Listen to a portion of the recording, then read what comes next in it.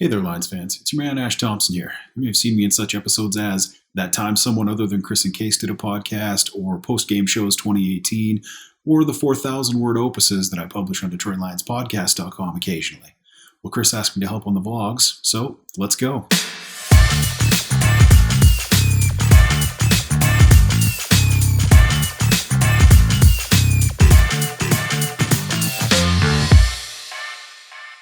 They say in football that when you're building a team, job one is to build the team that wins your division. The Detroit Lions in 2020 proved that there are perhaps a few steps that come before that one. One of those steps, and this seems really basic when you think about it, is to win your home games. The Lions went 1-7 at home in 2020. They went 4-4 on the road. I'm going to go into why here. There's some talk that the environment was dead in Ford Field this year, and that's why the Lions couldn't win. But under Matt Patricia, the Lions won 3 and then 2 and then finally 1 game at home. This was an ongoing process that started well before the 2020 season. The Lions are just not designed to win at home. Ford Field is an indoor stadium. The weather is always perfect, the footing is entirely consistent, and every player on the field is just a little bit quicker than they would be on a natural surface. When teams are judging the 40 times that prospects put up during the pre-draft process, one of the modifiers they apply to the reporting times is the surfaces that they were running on. While it doesn't take a 4.5 40 level runner to a 4.3, it does make any difference a little bit bigger. A 2010 study in the Journal of Strength and Conditioning said that tested college football players participating were 3% faster on artificial turf than they were on natural grass. The Lions, as they exist right now, are not a fast team. They're also not an agile team. The roster construction of the Lions has stressed power over speed. Matt Patricia famously said at the Senior Bowl last year while coaching the defensive linemen on his squad that in the NFL, everything comes from power. Well, Matt, this is one of many theories on which I suppose we'll just have to disagree. In the NFL, particularly for teams that play on field turf, speed kills.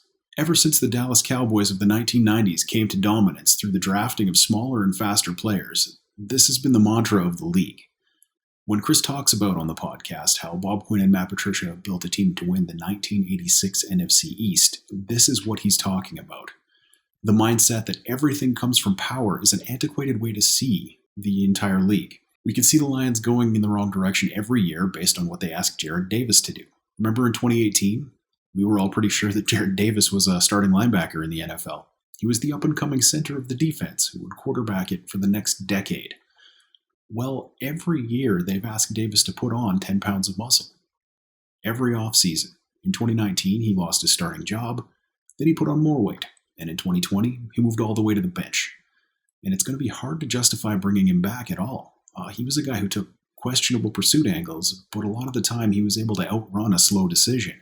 Now he's a guy who can't run, and he takes bad pursuit angles. Jalen Reeves-Maybin was a promising young player until the Lions got obsessed with power and completely nullified all of the things that he brings to the defense. He's become one of the NFL's premier special teams players because it's the only time he can get on the field. And during that time, the Lions took Jelani Tavai, who's a smart and strong player, but he's got the foot speed of a tortoise. They brought in guys like Reggie Ragland and Christian Jones to play in front of Maybin. They're both legitimate NFL players, but nobody's using adverbs like quickly or swiftly to describe the way that these guys move. And yeah, the Lions players do get the 3% speed jump just like their opponents, but let's look at a little bit of math, because that's always super fun and everybody loves that. Using Madden speed ratings as an example, a guy with 100 speed who gets a 3% bump bumps to 103. And yeah, I know there is no 103, but let's assume the designers actually put any thought into improving their game and made it more realistic. A player would be 3 points faster on turf than on grass with a 100 rating. A player with a 67 speed rating who got a 3% bump would only get 2 extra points, taking him to a 69. So where there was a 33-point difference, there's now a 34-point difference. It's a bit of an extreme example because I like to use easy math, but you get the idea. Football is a game of inches, so a player who might have had 33 inches of separation on a deep ball now has 34 when he's 30 yards downfield. That's the difference between the defender having his hands on the receiver and the defender watching the receiver waltz into the end zone untouched in many cases. On offense, the team has also not been built to take advantage of the stadium. Matt Patricia's obsession with big, powerful veteran running backs to carry the load is another case of backwards thinking in this regard. The receivers are also big body players who excel in contested catch situations rather than getting open so that those catches are less contested. The offense is built to go through other teams, not around and past them. The Lions play at least 9 games a year in domes, depending on the season. They may play as many as 14 on field turf.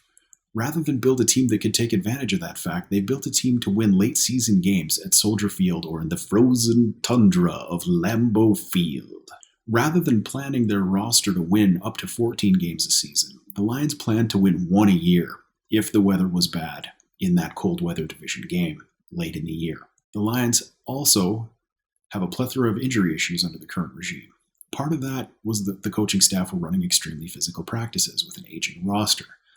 But the other fact is that turf puts more pressure on joints than grass does. So when you take the bigger, stronger players and put them on a surface that puts more stress on their joints, you get all kinds of sprains and ligament issues that otherwise would never have shown up. The Lions have spent the last 3 years betting on market inefficiencies and grabbing players that don't fit most people's idea of the direction that the league is heading.